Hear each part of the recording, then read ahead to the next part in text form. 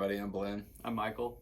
And this is Legally Speaking. Today we're going to talk about what happens when you die. It's inevitable. It's one guarantee everybody has. So to make sure that your loved ones know what they need to do, what's the first thing you would recommend telling somebody? I would recommend either getting a will or a will and a trust and writing down what you want to have happen to your assets. So if you don't write something down, what happens to your assets? They go according to the laws of the state of Illinois, which is where we live.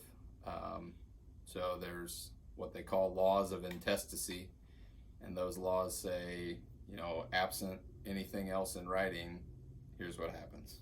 There's common misconception that if you don't have a will, your property goes to the state. That's not necessarily true.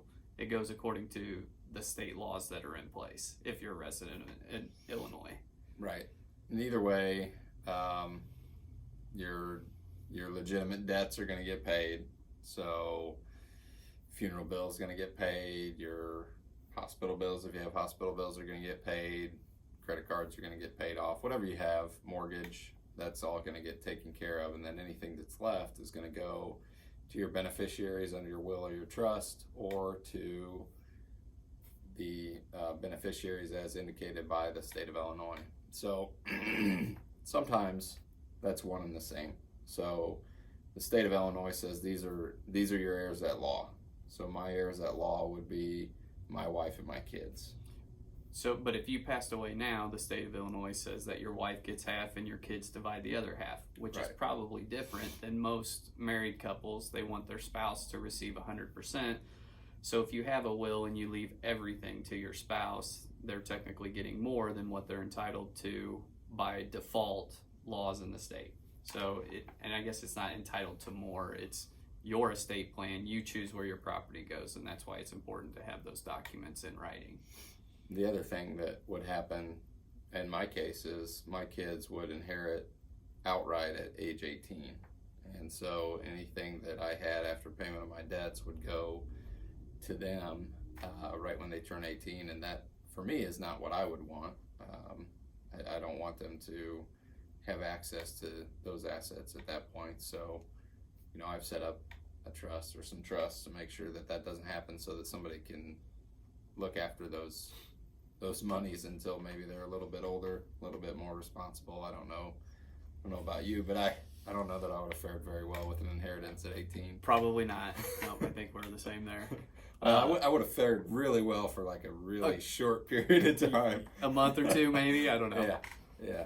So, and then the other thing that we tell our clients all the time is if you have beneficiaries listed on bank accounts, investment accounts, retirement, beneficiaries on life insurance policies, or if any of those accounts are payable on death to individuals, that passes outside of your will. That goes directly to those beneficiaries.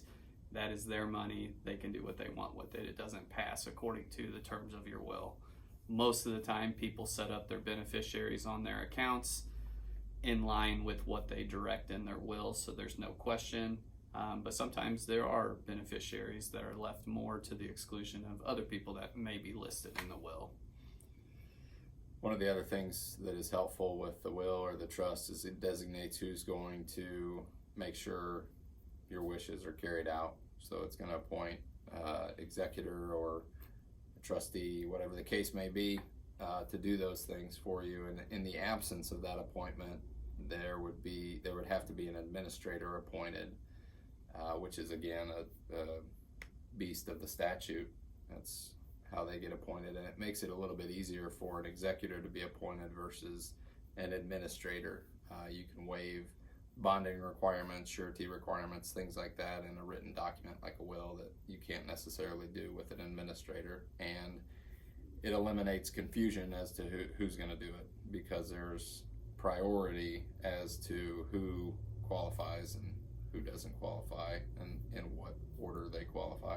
I think one advantage too is when you do have that executor nominated and they do desire to act, typically in the counties that we practice in, we can get that executor appointed by court order without any court appearance.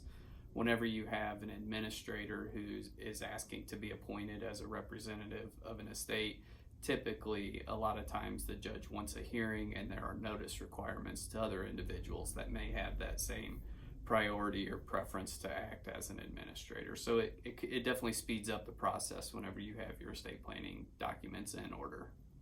Makes it a little bit quicker, a little bit easier, and definitely clearer. Causes a lot less confusion and a lot less fighting most of the time. Most of the time.